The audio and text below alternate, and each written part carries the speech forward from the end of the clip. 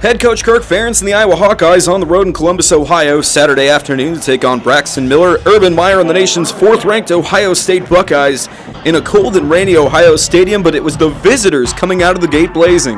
We picked this one up early first quarter after a 12-play, 80-yard drive, the longest on the Bucs this year. Jake Rudock finds tight end C.J. Fedorowicz for this 2-yard pitch and catch, and the traveling fans are enjoying that. 7-0 black and gold, but Heisman Trophy candidate Braxton Miller would do Braxton Miller things as he tends to do on the following drive. The junior toying with Iowa linebacker Christian Kirksey on this run to set up a Drew Basil 27-yard field goal. Miller back at it again for the Bucs after a Mike Meyer field goal put the Hawks up 10-3 entering the second quarter. Corey Brown finds just a tad bit of open space. Blown coverage by the Iowa secondary 58 yards later. We're all square at 10 apiece. Fans in the shoe bouncing. Iowa regrouping. Rudock finds Cavante Martin-Manley for his second touchdown throw of the game in a drive that saw Iowa convert on 3 straight third downs. 17-10, Hawks up at the half. Shaky start to the second half for the black and gold. First, it's Carlos Hyde with the 1-yard TD plunge, the first rushing touchdown the Hawkeye defense has given up all year. And then it's Devin Smith going 14 yards to pay dirt, 14 unanswered for the Bucs to start the third quarter. But the Hawks fight back. Jake squared equals 85 yards and 7 points. Rudock to Jake Doozy, part of a 6-grab, 138-yard day. For the Hawks tight end, we head into the fourth quarter all knotted up at 24 points apiece. But the final 15 minutes proved to be too much Bucs, thanks in large part to two of the more spectacular plays you will ever see back-to-back in a college football game. First, it's Braxton Miller, who travels over 80 combined yards to pick up this 3rd and 7 on the Iowa defense. Very next play, Carlos Hyde refuses to go down, escapes the grasp of Iowa safety Tanner Miller, and leaps past the pylon. 273 yards on the ground on the day for the Scarlet and Gray. Urban Meyer breathes a sigh of relief. Kirk Ferentz visibly upset post-game. Final score in this one, Ohio State 34, Iowa 24. For a more in-depth look at Saturday's game, let's toss it over to Daily Iowan TV Sports' Lauren Moss with more.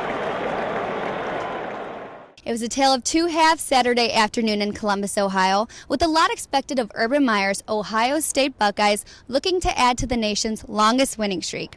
But what wasn't expected was the first half performance of the Iowa Hawkeyes, who looked more than ready to challenge one of the nation's best. The first half, the Hawkeyes showed a tremendous amount of effort and strength in one of the most intimidating environments of the Big Ten.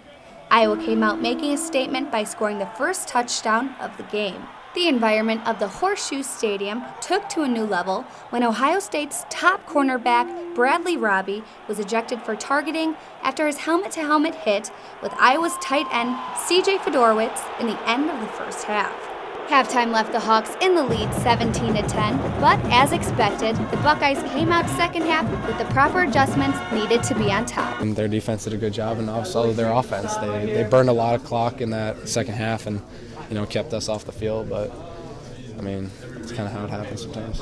Ohio State quarterback Braxton Miller produced an amazing second half, completing 11 of 12 passes in the third quarter alone. Overall in the second half, Ohio State had 53 offensive plays, while Iowa only had 18.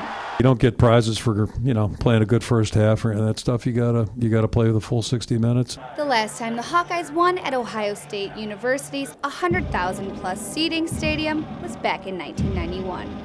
For a final recap, let's throw it to Josh Bolander.